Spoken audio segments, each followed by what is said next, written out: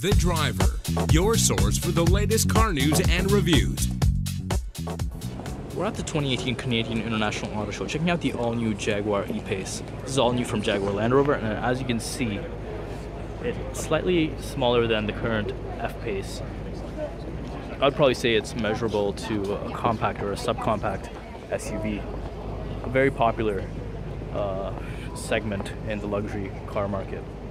Let's go over some of the design elements that we see here. So as you can see, we have an LED stripe that runs along the headlight cluster. You have Jaguar LEDs inside the headlights. No fog lights on this particular model. This one is the R Dynamic trim. And this one's equipped with 20-inch wheels. This one is the HSC.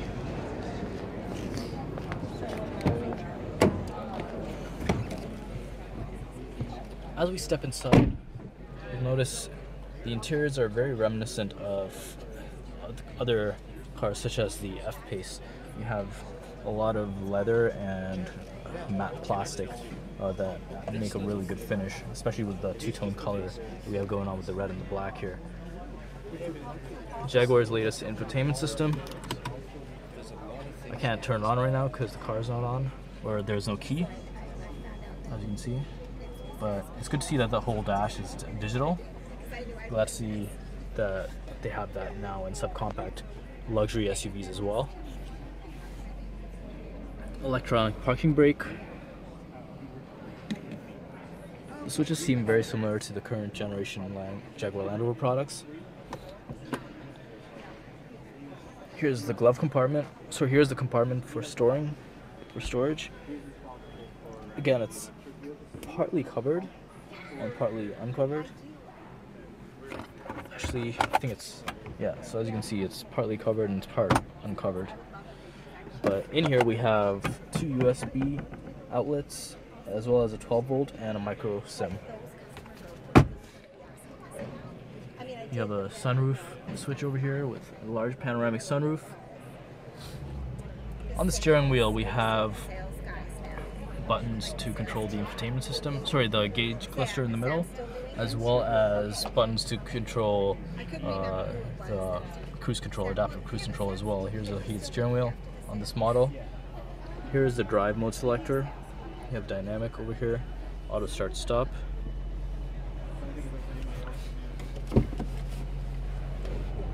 Lane departure.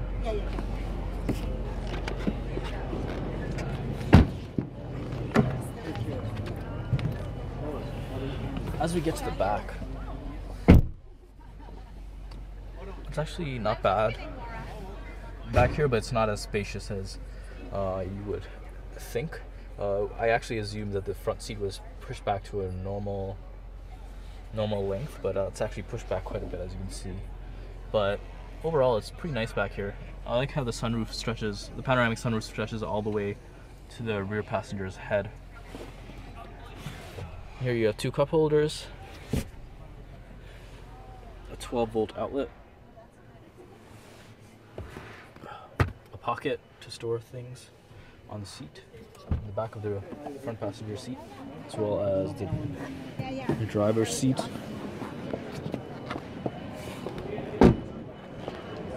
In the rear, the taillights are very reminiscent of the current generation F-Pace. They are more angular and straightened out.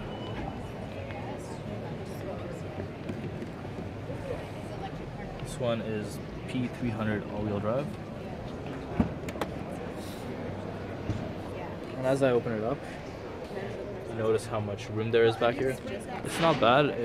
It's probably comparable to somewhere in between a subcompact and a compact SUV, but the sloping roofline is kind of limiting of how much you can actually load in terms of load height.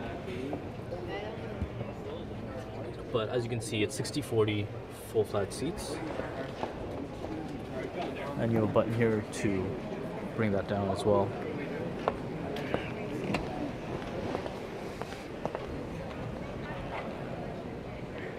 This has been a look at the all-new Jaguar E-Pace at the Canadian International Auto Show. For the latest car news and reviews, go to www.thedriver.ca